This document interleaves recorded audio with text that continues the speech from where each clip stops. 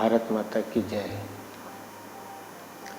दोस्तों, इंग्लिश सीखना बहुत आसान हो जाता है अगर आप इस सूत्र की मदद लें तो।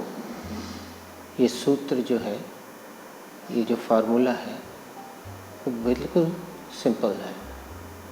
इसमें सबसे पहले सब्जेक्ट आता है और जब भी इंग्लिश का सेंटेंस बनाने लग जाएं तो सब्जेक्ट हमेशा पहले रखें। जब बहुत अच्छी इंग्लिश सीख जाएं तो फिर अलग बात है, लेकिन वाक्य बनाने के लिए सबसे पहले सब्जेक्ट रखें। सब्जेक्ट को हिंदी में कहते हैं कर्ता। कर्ता यानी वो व्यक्ति या वस्तु जो कार्य करती है।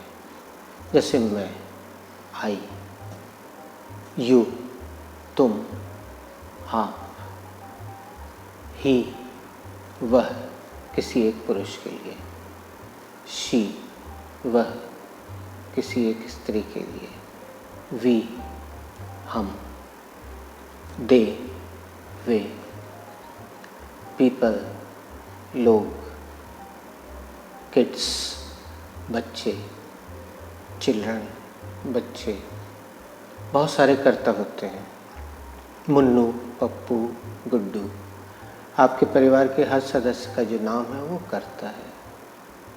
आपके स्कूल के जितने दोस्त हैं उनके जो नाम हैं वो सब कर्ता है, सब्जेक्ट है।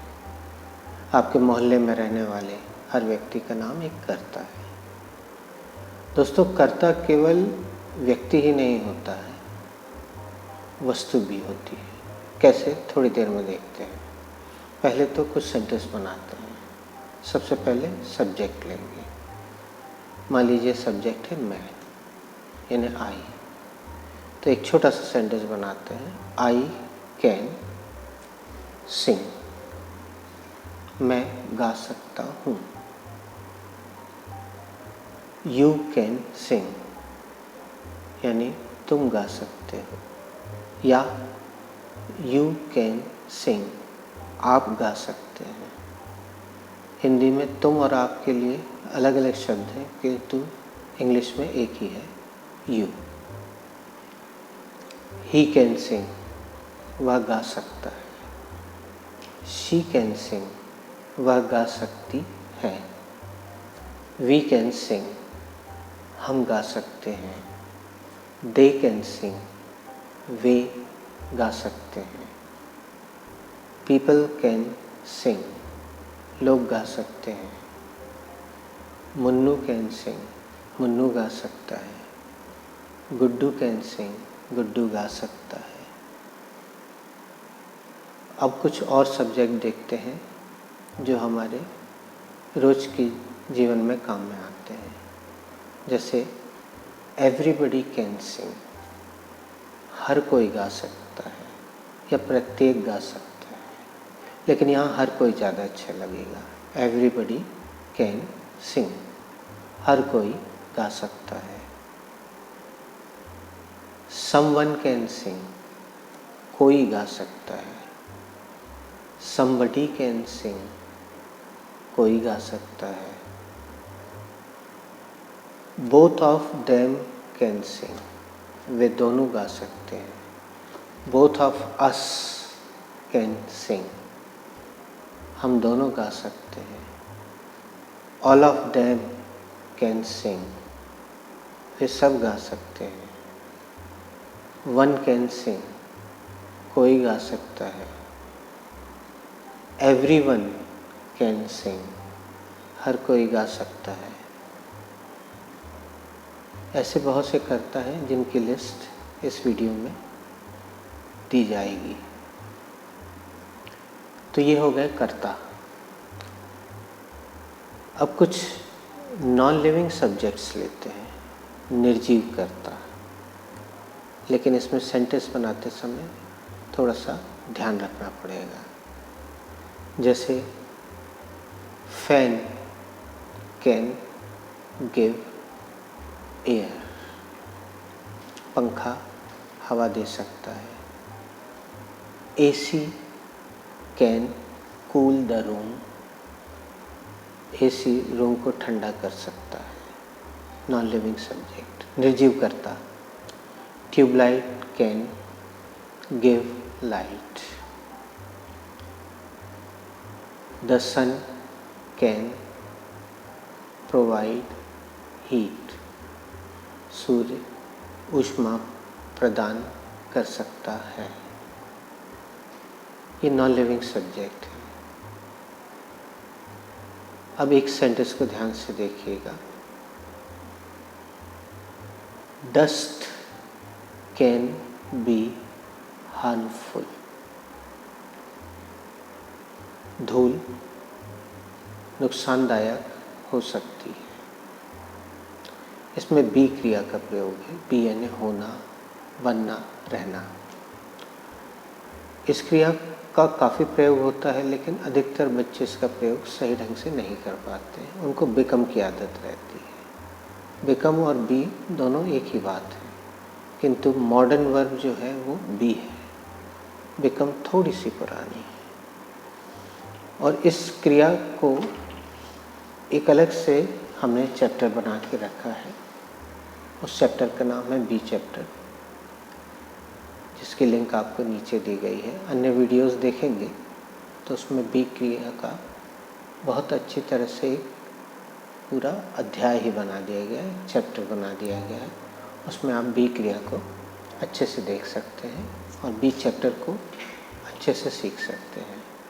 और वो वीडियोस देखने के बाद आप आश्चर्यचकित रह जाएंगे कि बी का ऐसा प्रयोग भी हो सकता है। एनीवेज, बहरहाल हम सब्जेक्ट के बाद आते हैं हेल्पिंग वर्ब पर। हेल्पिंग वर्ब को हिंदी में कहते हैं सहायक क्रिया। जैसा कि नाम से ही स्पष्ट है, जो कि सहायता करती है। अब किसकी सहायता करती है? सब्जेक्ट की, यानी कर्ता की सहायता करती है सहायक क्रिया। तो अभी हमने जो वाक्य बनाए थे उनमें कैन एक सहायक क्रिया है। आई कैन सिंग, मैं गा सकता हूँ। आई के बाद आई सहायक क्रिया कैन। उसके बाद तीसरे नंबर पे आती है क्रिया, यानी वर्ब। आना, जाना, खाना, पीना, रोना, हंसना, जिसके अंत में ना लगा रहता है वो क्रिया होती है। क्रियाएं बहुत सारी हैं, जो कि आपको, जिसकी लिस्ट आपको वीडियो में मिलेगी। इसके बाद तीसरे नंबर पे क्रिया के बाद आता है चौथे नंबर पे ऑब्जेक्ट। ऑब्जेक्ट को ओ करके लिखते हैं, जिसका हिंदी होता है कर्म। कर्म किसे कहते हैं? इसकी परिभाषा एक लाइन में है। कर्म यानी जिस पर क्रिया का असर पड़े। जैसे दुनिया का बहुत फेमस सेंटेंस है आई लव यू। इसमें आई सब्जेक्ट है, कर्ता, लव है मुख्य क्रिया और यू है ऑब्जेक्ट, यानी कर्म जिस पर क्रिया का असर पड़ रहा है, उसे कर्म कहते हैं। अब इसके बाद आते हैं एक्सटेंशन पे। आखिरी में एक्सटेंशन होता है। जैसे I can sing this song, तो दिस सॉन्ग हो गया एक्सटेंशन। अब इसका हिंदी देखिएगा, मैं यह गाना गा सकता हूँ। एक चीज़ ध्यान रखिएगा दोस्तों, जब भी इंग्लिश का हिंदी में अनुवाद करें तो ध्यान रखिएगा 90% अनुवाद पीछे से आगे की दिशा में होता है। जैसे इंग्लिश सेंटेंस है I can sing this song, तो अनुवाद होगा मैं यह गाना गा सकता हूँ। अनुवाद करने का ये तरीका है, और हमेशा इस सूत्र को दिमाग में रखें। जब भी सेंटेंस बनाएं इसी सूत्र के सहारे बनाएं। तो ये हो गया subject, helping verb, verb, object और आखिरी में आता है एक्सटेंशन यानी विस्तार। फिर से देखिएगा, सब्जेक्ट यानी कर्ता, यानी जो काम करता है। हेल्पिंग वर्ब, इसका शॉर्ट फॉर्म होता है HV। हेल्पिंग वर्ब अर्थात सहायक क्रिया जो कर्ता की सहायता करती है। तीसरे नंबर पर क्रिया यानी वर्ब।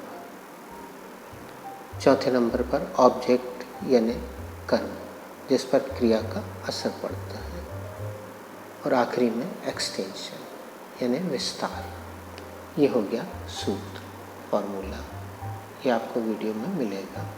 आप जब भी हिंदी से अंग्रेजी में कोई वाक्य बनाने की कोशिश करें तो ध्यान रखिएगा, पहले इंग्लिश बनाइएगा फिर उसका हिंदी कीजिएगा। ये ज़्यादा आसान तरीका है। हम हिंदी से जब इंग्लिश करते हैं तो वो कठिन तरीका होता है, और जब आप इंग्लिश से हिंदी करेंगे आपको इंग्लिश बहुत आसान लगेगी। सब्जेक्ट लें, हेल्पिंग वर्ब यदि हो तो वो लें, फिर एक क्रिया यानी वर्ब लगाएं, फिर कोई ऑब्जेक्ट हो तो लगाएं। ज़रूरी नहीं है कि हर सेंटेंस में ऑब्जेक्ट हो। जैसे आई कैन सिंग, इसमें कोई ऑब्जेक्ट नहीं है, कोई एक्सटेंशन नहीं है, ये 3 लेटर में ही बन गया। आई कैन सिंग, मैं गा सकता हूँ। लेकिन अगर आपको लगाना हो तो I can sing this song perfectly, तो परफेक्टली हो गया एक्सटेंशन। मैं यह गाना बहुत अच्छे से गा सकता हूँ। ये हो गया सूत्र। इसको आपको वीडियो में अलग से लिखा हुआ भी मिलेगा। और कोई दिक्कत हो तो कमेंट में लिखिएगा। नमस्कार।